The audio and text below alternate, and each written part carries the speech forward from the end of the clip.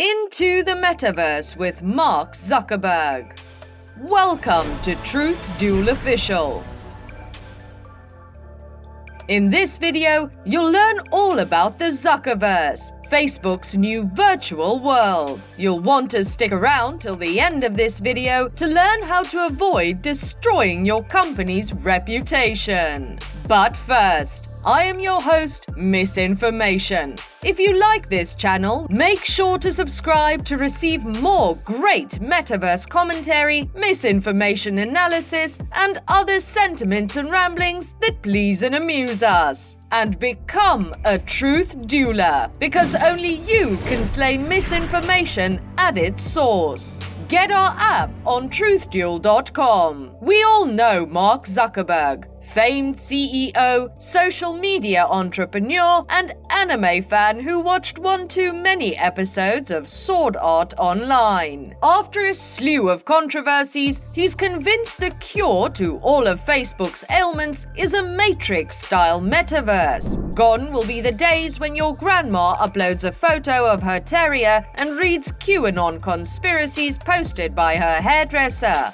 If Mark Zuckerberg has his way, she'll be reenacting Spy Kids 3 from her Facebook apartment in her Facebook city. But what is a metaverse? According to Zuckerberg, it's a place where augmented reality meets virtual reality. A place where, notably, real reality isn't allowed. You'll be able to buy virtual clothes, virtual tools, and have virtual friends. It's like the evil twin of Nintendo's Miiverse. The metaverse will span across all Facebook platforms, including Instagram and WhatsApp. The project is so huge that Facebook is spending $10 billion to make it happen. In fact, Facebook will be submitting 2 different financial reports just to keep their spending straight. So much money. Zuckerberg said his goal was to, quote, deliver a sense of presence, like you're right there with another person. That's the holy grail of online and social experience, end quote.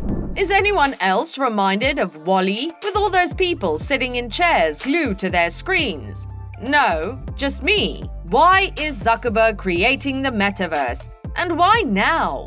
According to Mark, he wants to shift the company's focus away from its older user base to young people. I guess someone is feeling inadequate compared to TikTok and Instagram. Usually, people compensate by driving large trucks, but Mark compensates by hacking into our brains and putting advertisements there. TikTok and Instagram are Facebook's biggest competitors for the attention of young people. 81% of teenagers use Instagram, and 22% say it's their favorite app. Only 2% of teens say Facebook is their favorite. That 2% also probably say they were born in the wrong generation. The 1950s was so much better with poodle skirts, milkshakes, and racism.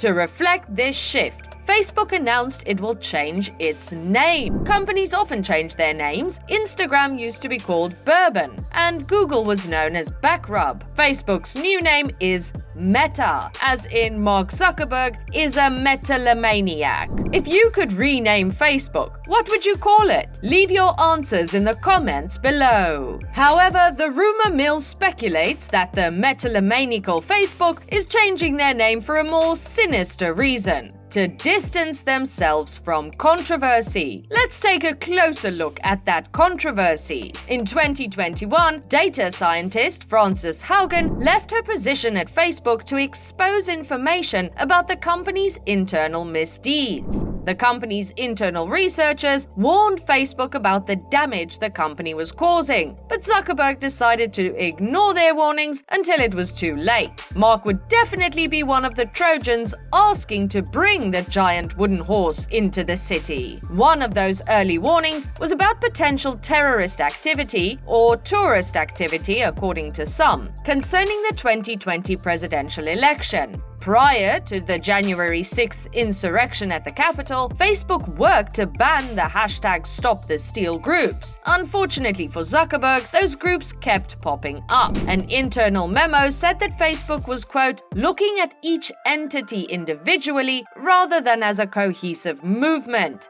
end quote. making it difficult for them to contain the violence building there. But Facebook's algorithm explicitly favors political misinformation. In 2018, Facebook rewrote its algorithm to prioritize posts from friends instead of businesses. This boosted the virality of outrage bait, even leading to an online social civil war in Poland during the Polish elections. Political parties have taken advantage of this virality because it pushes politicians into extremist views that will garner more attention on Facebook. And it seems that when Facebook does look for terrorist activity, it looks in the wrong places. The company removed Arabic posts that it thought were tied to terrorism, but 77% of those posts had nothing to do with terrorism. And for people in the Middle East who do want to report terrorist activity, Facebook makes it difficult for them. The instructions to report hate speech are mostly in English. So for people who don't speak the language, Facebook says, sucks to suck.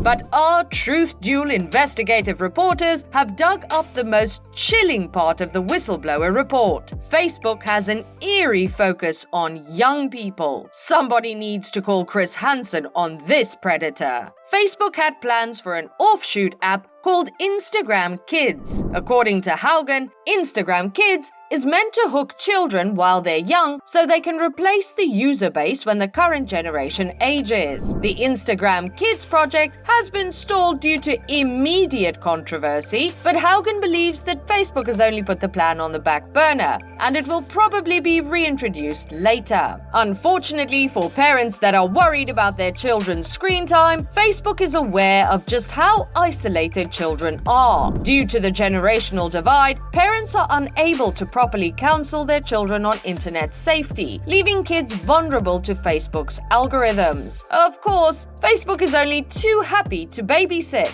Instead of feeding your kids dinosaur nuggets and fruit snacks, Mark Zuckerberg will give them Sweet Baby Ray's. Sweet Baby Ray's barbecue sauce. That is going on the ribs. Sweet Baby Ray's.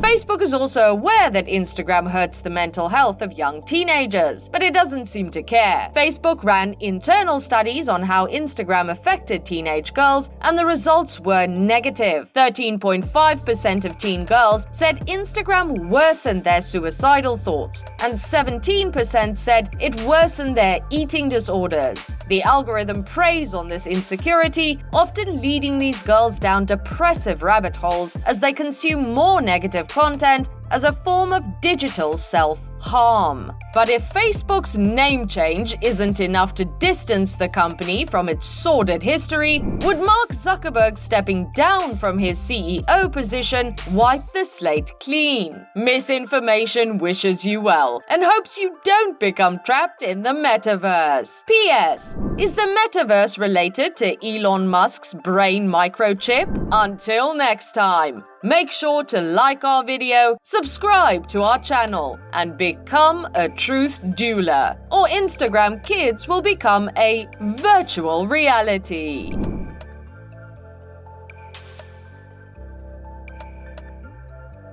Software we offer, Facebook's products are products, except when we expressly state that separate terms and not these apply. I'm a lawyer, have not. Zuckerberg, I think we all agree that what happened here was bad. You acknowledged it was a breach of trust, and the way I explain it. Judiciary and Senate Commerce committees with the Facebook CEO talking about the data breach and election interference in 2016. Let's talk about it now briefly. New family, or if there was a fake Facebook post of Chris Coons.